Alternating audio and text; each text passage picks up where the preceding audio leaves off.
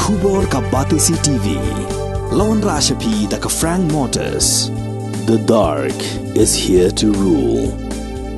Core values of democracy revolves around the form of governance where the Council of Ministers is accountable to the legislature. That's the spirit.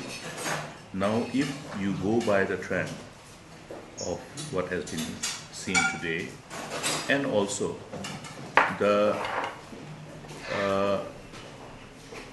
overall tendency to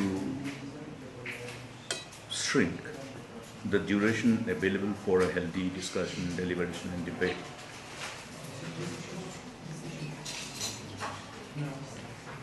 the whole indication is reflective of their tendency to run away from being accountable, the responsibility of being accountable, particularly in a session when we are passing a full budget. Please remember that this session is not a budget for vote on account. It is a full budget session for passing a full budget. Therefore, enough discussion and deliberation to instill in the mind of the people of the state the confidence.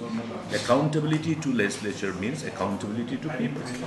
So along with the power and authority comes a responsibility. Therefore, it is only reflective of their predetermined intent to run away from the sense of responsibility and accountability.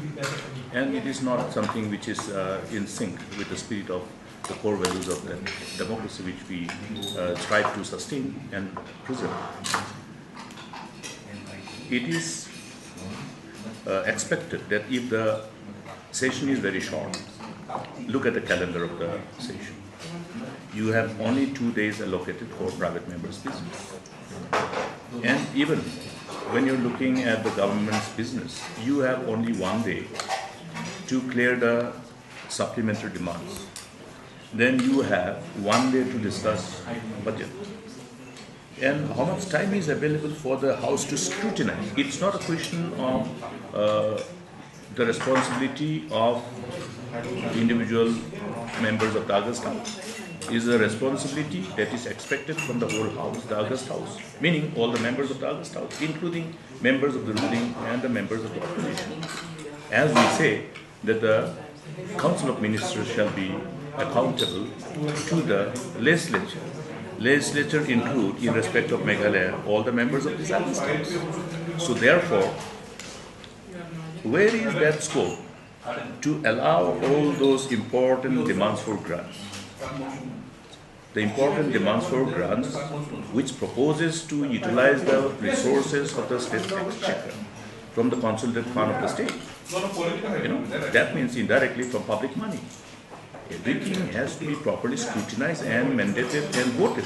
Because for every single naya paisa that will be spent by any department of the government has to be voted by the House. So where is the scope of scrutiny?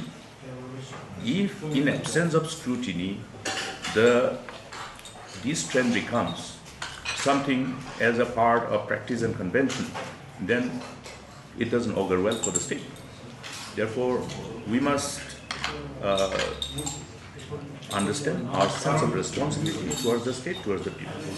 Our whole focus should revolve around the larger interests of the people and protecting the interests of the state. Now, protecting the interests of the state calls for all the members of this August House to ensure that every single naya paisa that is proposed to be voted by the House is subjected to appropriate exhaustive scrutiny.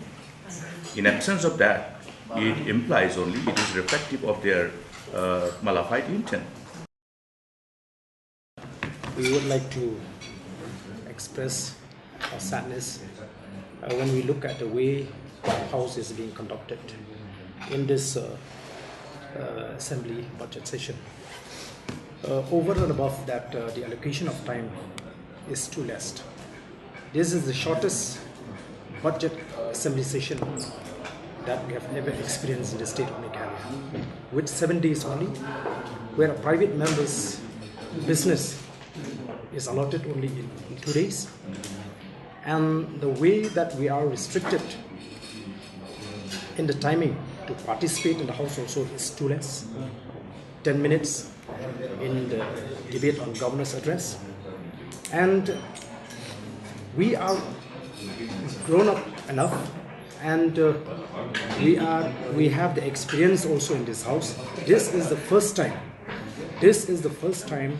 that the Speaker of the House is not seeking suggestion from the opposition side to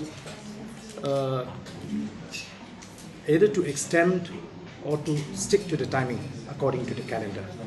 So, especially as far as we understand, the government is fully aware that there is a very important motion submitted by the opposition member. In fact, the text that I have submitted, for the motion is the urgent need to discuss, and to request the government to put on hold the implementation of roster system in the state retrospectively. This is the original text that I have submitted. The urgent need to put on hold, the implementation of a roster system in the state retrospectively. So this government, the MDA government, has already instructed their MLAs to participate in a motion which is confined to one constituency only. This is a deliberate attempt on the part of the government. They want to run away from the responsibility. But we will not allow. If we are not allowed to participate in this August House, we are going to hit the street. In fact, which we don't want to go to the street as legislator. But since we are not allowed, this is a serious issue. It has affected this part of the region. So we want to discuss as responsible members of the House, how do we go about this serious issue? So this is what we want. This is anti-people, undemocratic, the first time ever in the Meghalaya Legislative Assembly. And it is an attempt on the part of the government to run away from responsibility.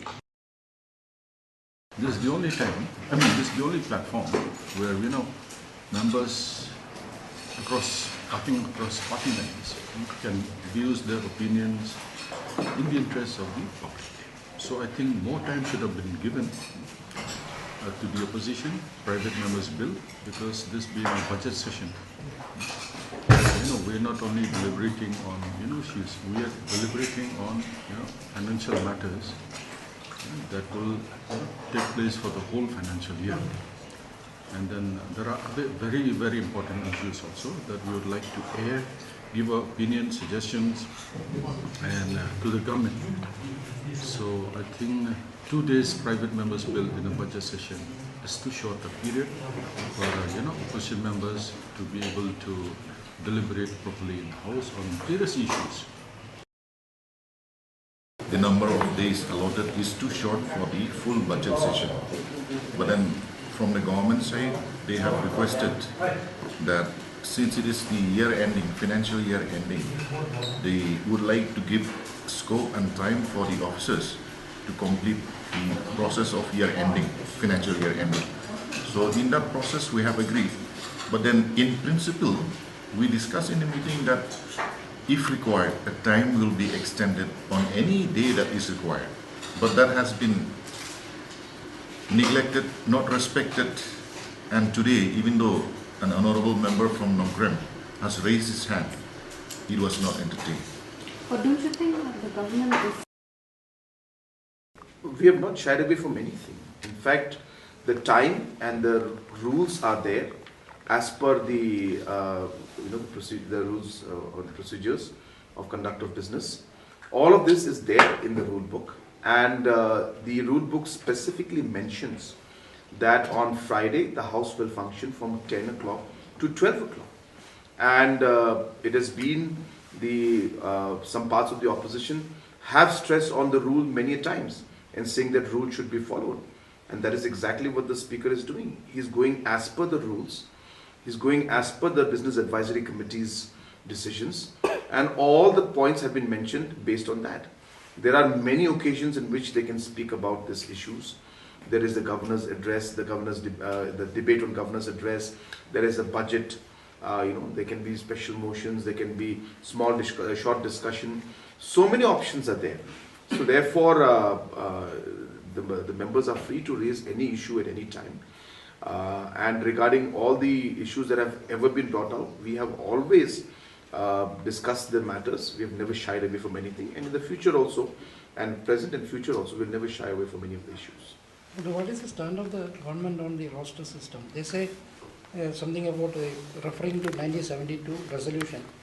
There is some confusion about it. No, I have to know what the confusion is. Only then can I comment, because it is a subject that requires a very specific, detailed question. If you have any, I don't want to generalize any statement right now.